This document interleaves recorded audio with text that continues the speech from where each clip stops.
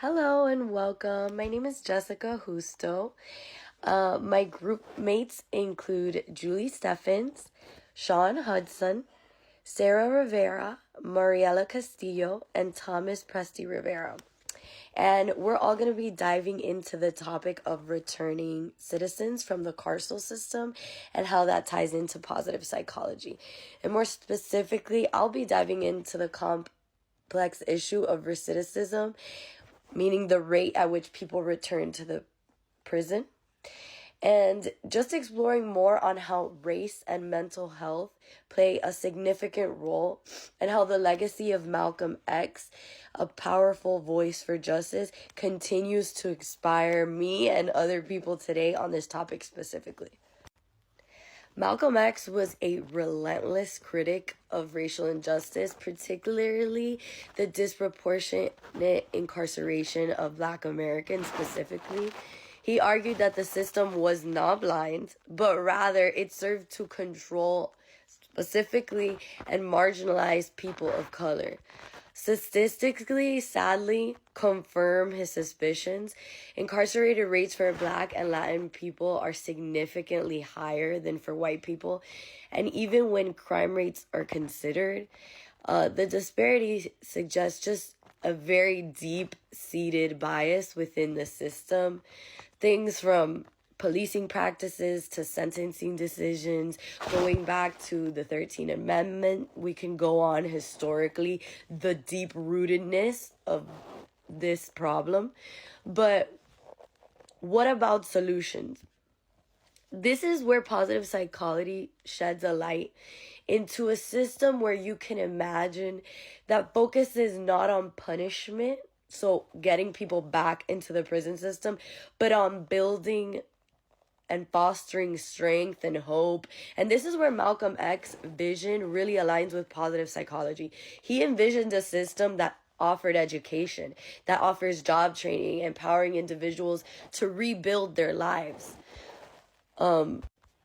And positive psychology agrees with that. It offers tools to cultivate resilience, optimism, a sense of purpose. All of these are key ingredients to reintegration, and he agreed with that. So let's consider the challenges faced by returning citizens. A lot of them struggle with mental health conditions, substance abuse disorders. These things can make it really hard to find employment, secure housing, build healthy relationships. This is where positive psychology interventions can be super powerful. Techniques like mindfulness training, gratitude exercises, all of these things can be such a big help for individuals trying to manage stress, trying to develop coping mechanisms, and to build a more positive outlook. But the system in totality needs an overhaul. We need to address the root causes of recidivism, or why people are going back to jail. And this includes racial disparities and the lack of mental health and addiction treatment programs within prisons. Imagine prisons that prioritize rehabilitation, that don't offer just punishment, but also offer the tools, the support that people need to succeed upon their release. This vision of positive psychology, it echoes Malcolm X's call for a more just and equitable system.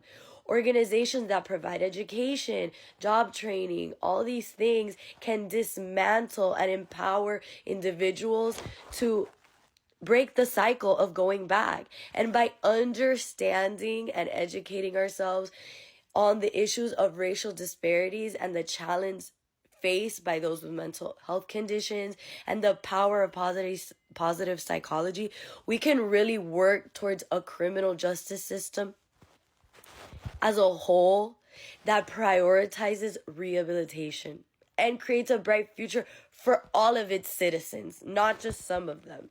So in the spirit of Malcolm X, dismantling the systemic biases and building off a system that fosters hope and opportunity and even just the chance to thrive, we first have to understand, we first have to educate ourselves on which populations are disproportionately facing returning from the carceral system, in order to get a more intersectional perspective on how to help these people. We need to know who we're helping and what challenges they're facing and why they're being disproportionately targeted into the carceral system in the first place.